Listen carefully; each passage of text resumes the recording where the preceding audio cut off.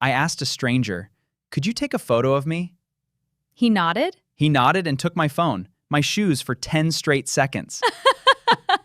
I never actually said what I wanted included in the picture. A beautifully detailed photo of your shoes, but not exactly the memory you wanted. Exactly, and today we're covering exactly how to ask a stranger for a photo and direct them clearly. Hello everyone and welcome back to the channel. I'm Emma. And I'm Daniel. Let's get straight into it. Today's topic feels small, but it genuinely comes up constantly when traveling. Asking a complete stranger to take your photo. And as you just heard, vague instructions can lead to some genuinely strange results. Let's fix that immediately with clear, natural phrases. The first essential phrase is, "Excuse me, could you take a photo of us, please?" Polite, clear, and immediately signals exactly what you want. Notice us, or me specifically included. This alone prevents confusion about who or what should be in frame. The next essential phrase adds the background. Could you get the landmark in the background, please? For example, could you get the tower in the background, please? Being specific about the background prevents exactly what happened to you, where the actual subject gets lost or ignored entirely. Another essential phrase, could you take a few, just in case? This simply asks for multiple photos, increasing your chances of getting a good one. Very practical phrase, since the first photo isn't always the best one. Now, the phrase that would have saved your shoe photo disaster, could you make sure we're both fully in the frame, please? Extremely clear phrase, directly addressing framing, which is exactly where most confusion happens. And one essential closing phrase, "Thank you so much, that's perfect." Simple, warm, and a polite way to end the interaction. 5 essential tools already. Asking politely, specifying the background, requesting multiple shots, clarifying the frame, and thanking them warmly. Already enough to get a genuinely good travel photo from almost any stranger, anywhere. Daniel, do you find it awkward asking strangers for help with photos, even now? A little, honestly, especially in busy places where people seem rushed or distracted. That's such a common feeling. What helps you feel more comfortable asking anyway? Reminding myself that most people genuinely don't mind and often seem happy to help for just a few seconds. Completely true in my experience. Let's cover more specific vocabulary. Landscape versus portrait refers to the orientation of the photo. Landscape means wide, horizontal. Portrait means tall, vertical. For example, could you take it in portrait, please? I want to post it on my phone. Zoom in means to get closer, making the subject appear larger in frame. Zoom out means the opposite, capturing a wider area. For example, could you zoom out a little, please? I want to include the whole building. What about lighting-related vocabulary, since that affects photo quality so much? Backlit means the light source is behind the subject, which often makes faces appear dark or unclear. For example, this spot is a bit backlit. Could we move over there instead? Very useful phrase for politely suggesting a better location without seeming overly demanding. What if you want a specific pose or style, beyond just standing normally? You can simply say, could we do one where we're walking? Or could you get a candid one, like we're talking? Candid means natural and unposed, as if the photo wasn't deliberately arranged, even though it actually was. What if the stranger takes a photo and it's genuinely not good? How do you ask again without seeming rude? Useful phrase. Sorry, would you mind trying one more? I think I blinked in that one. Giving a small, harmless reason makes the request feel natural, not critical. Blaming yourself slightly, even if it's not really the issue, keeps the interaction warm and comfortable for both people. What if you're asking someone to film a short video instead of a photo? Simply say, could you take a short video instead, please? Maybe 10 seconds. Specifying the approximate length helps them understand what you're asking for. What about photos involving your phone camera settings, like flash? You can say, the flash should come on automatically, or could you turn off the flash, please? Depending on the lighting situation. What if you want to offer to return the favor, taking a photo for the stranger too? A very kind, natural phrase. Would you like me to take one of you too? This often makes the entire interaction feel more like a friendly exchange. I love that phrase specifically.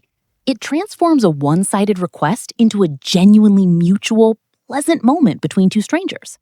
Let's cover a useful grammar point too. We often use would you mind plus a gerund, the ing form, for very polite requests. For example, would you mind taking a photo? Instead of the more direct, can you take a photo? Both work perfectly well, but would you mind sounds noticeably softer and more considerate, especially with a complete stranger. Very useful structure for any polite request, not just photography situations specifically. What about asking someone in a busy, crowded place, like near a famous monument, where many people are also asking for photos? It helps to briefly acknowledge the situation. Sorry to bother you. I know it's busy here, but could you take a quick photo, please? Acknowledging their patience or the busy surroundings makes the request feel more considerate immediately. What if the person seems reluctant or hesitant when you ask? Respect that immediately and gracefully. Simply say, "No problem at all, thank you anyway," and find someone else, or ask a nearby staff member instead. Never push if someone seems uncomfortable, since photography requests are ultimately a small favor, not an obligation. Let's review the essential photo vocabulary from today all together. Landscape, wide horizontal orientation. Portrait, tall vertical orientation. Zoom in, get closer, larger subject. Zoom out, wider view, smaller subject. Backlit, light source behind the subject. Candid, natural, unposed style. Frame, the visible area captured in the photo. Background, what appears behind the subject. Flash, the camera's light function.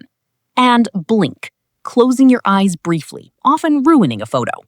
9 essential words now covering framing, lighting, orientation, and style for any photo request.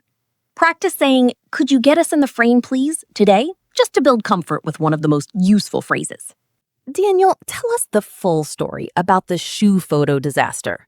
So this happened during a solo trip, standing in front of a genuinely beautiful, famous viewpoint, wanting just one good memory photo.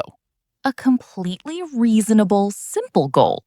Very simple, or so I thought.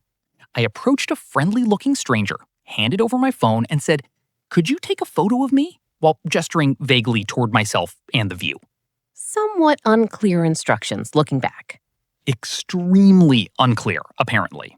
I turned around briefly to admire the view myself, giving him a moment to compose the shot. What happened during that moment? When I turned back, he was crouched down, phone pointed directly at my shoes, taking what appeared to be a very thoughtful, careful photo of just my feet. Just your shoes. Completely missing the view and your actual face entirely. Exactly that. I stood there confused for a moment, unsure whether to say something or simply accept my new shoe photography portfolio. Did you eventually say something? Eventually, yes. I laughed nervously and said, "Oh, actually, could you get my whole body in the view behind me, please?" Pointing clearly this time. Did the second attempt go better? Much better. He laughed too, apologized, and took several genuinely lovely photos once I actually specified clearly what I wanted included. Did you ever figure out why he focused on your shoe specifically? My best guess is that he simply wasn't sure what I meant by my vague gesture and focused on the closest, clearest thing in front of him. A completely understandable interpretation, given how unclear the original request actually was. Completely understandable in hindsight. My vague pointing genuinely gave him very little to work with. What's the lesson for our listeners here? Always specify exactly what should be included. Yourself, the background, the framing. Vague gestures create vague, sometimes very strange results. A clear, specific request takes only a few extra seconds, but genuinely guarantees a much better outcome. Completely worth those few extra seconds, especially compared to an unexpected shoe photography session. Do you still have that original shoe photo, by the way? I actually do, still saved on my phone. It's become a running joke with my friends whenever we talk about travel photography. A permanent, humorous reminder of the importance of clear communication. Everyone, have you ever had a photo request go completely wrong because of unclear communication? Tell us in the comments. And which phrase from today will you use first? Could you get us in the frame, please? Or would you like me to take one of you too? We read every single comment, and honestly, travel photo disaster stories are consistently some of the funniest we receive. If this episode helped you, please like it and subscribe for a new episode every week. In our next episode, we are talking about Canadian English, the words and phrases that surprise even other native English speakers. Subscribe now so you do not miss episode 37.